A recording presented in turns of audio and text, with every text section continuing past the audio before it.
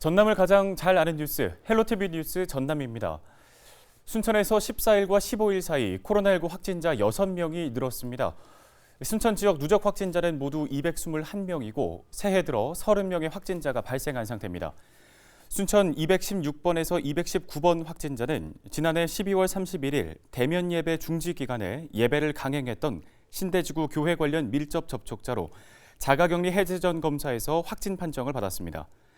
220번 확진자는 상주 BTJ 열방센터 방문자의 가족으로 양성 판정을 받았습니다.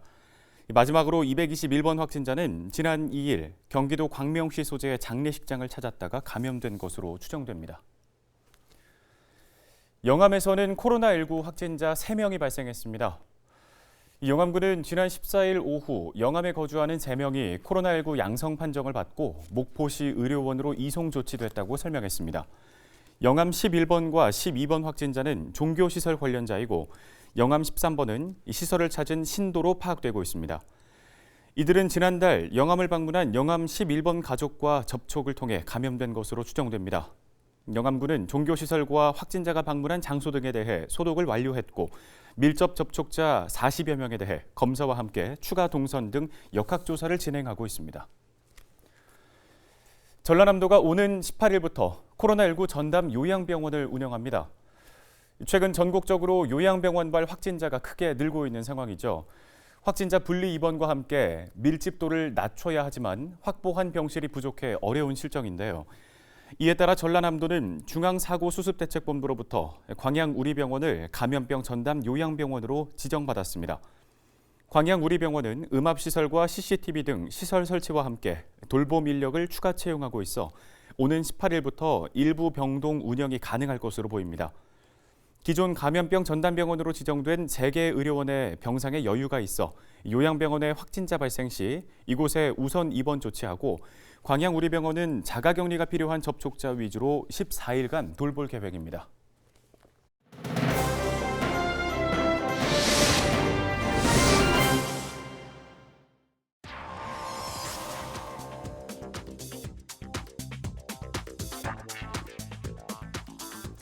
코로나가 바꾼 우리 사회의 풍경이죠. 이렇게 컴퓨터 모니터 앞에서 술잔을 기울이는 이른바 랜선 술자리입니다.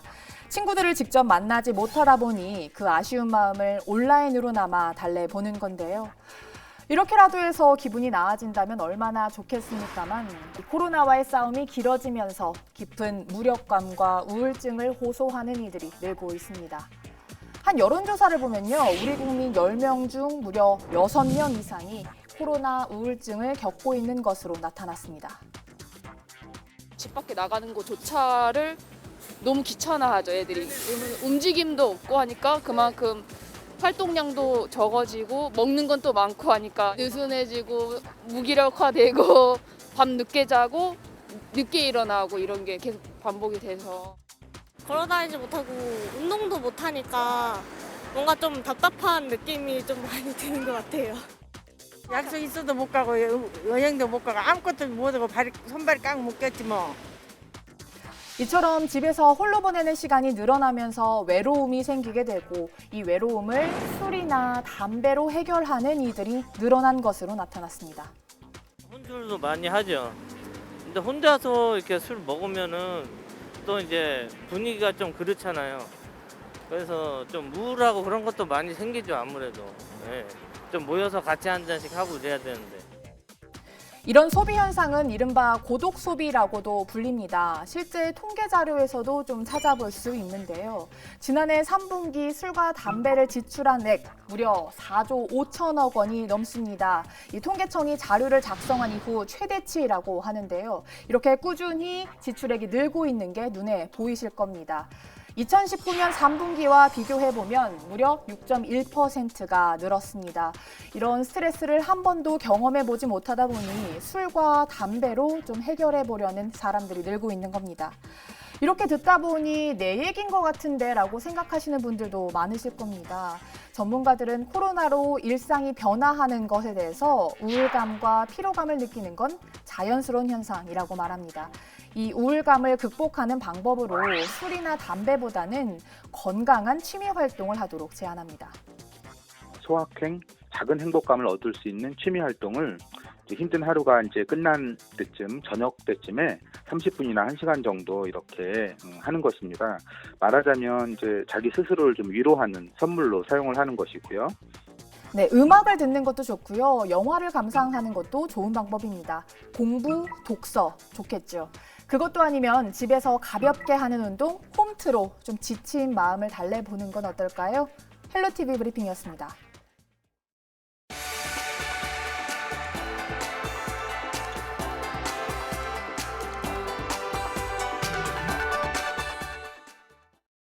지역 소식 이어갑니다.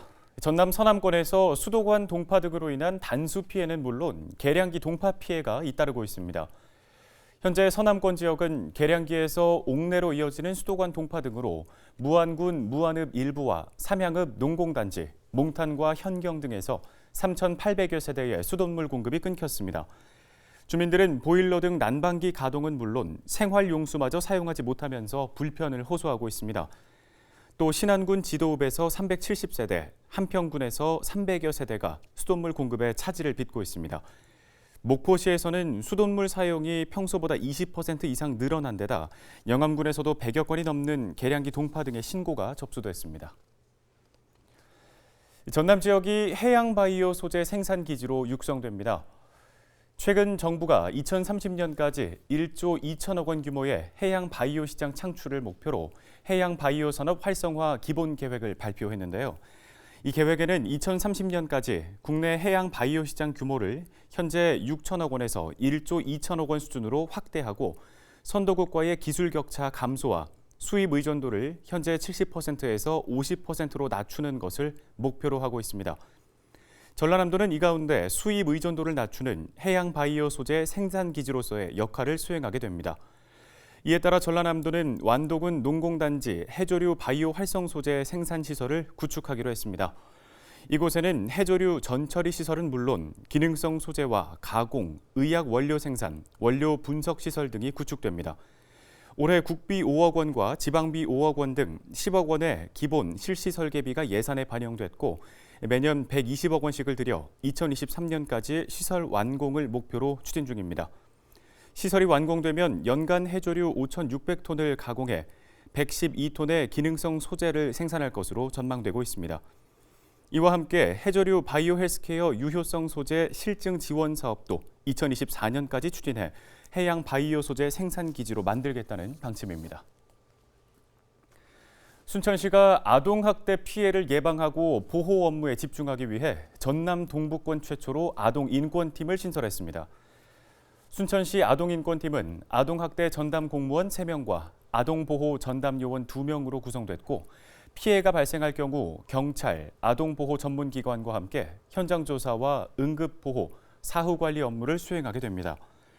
순천시는 최근 정인이 사건으로 인해 아동학대의 조기 발견과 피해 예방의 중요성이 커진 만큼 더 이상 가슴 아픈 일이 없도록 아동보호에 공적 책임을 다하겠다고 밝혔습니다. 여수해양경찰서가 지난 한 해 동안 해상에서 발생한 응급 환자 158명을 이송했습니다. 여수해양경찰서는 해경 소속 경비함정과 항공기를 통해 지역 도서와 해상에서 지난 2019년 120명, 2020년에는 158명을 이송했다며 발생 건수가 32% 증가했다고 밝혔습니다. 발생 구역별로는 도서 지역이 96건으로 전체의 62%를 차지했고 선상에서 발생한 응급 환자 등 해상에서는 49건, 갯바위 등 기타 장소가 9건으로 각각 조사됐습니다. 목포지방해양수산청이 설을 맞아 여객선 안전점검에 나섭니다.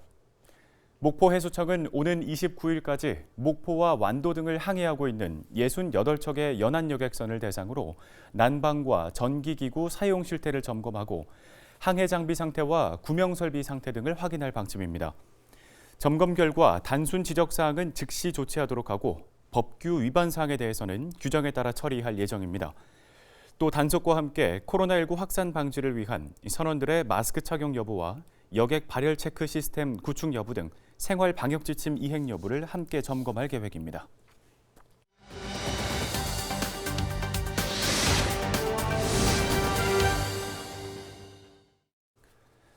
다음 소식입니다. 전라남도가 1월 말까지 시군과 함께 불법 어업 지도 단속에 나서는데요. 관련 내용 전라남도 수산자원과 양동일 어업 지도팀장과 전화 연결해서 자세하게 들어보겠습니다. 팀장님 안녕하십니까? 안녕하세요. 전남도청 수산자원과 양동일 어업 지도팀장입니다. 네.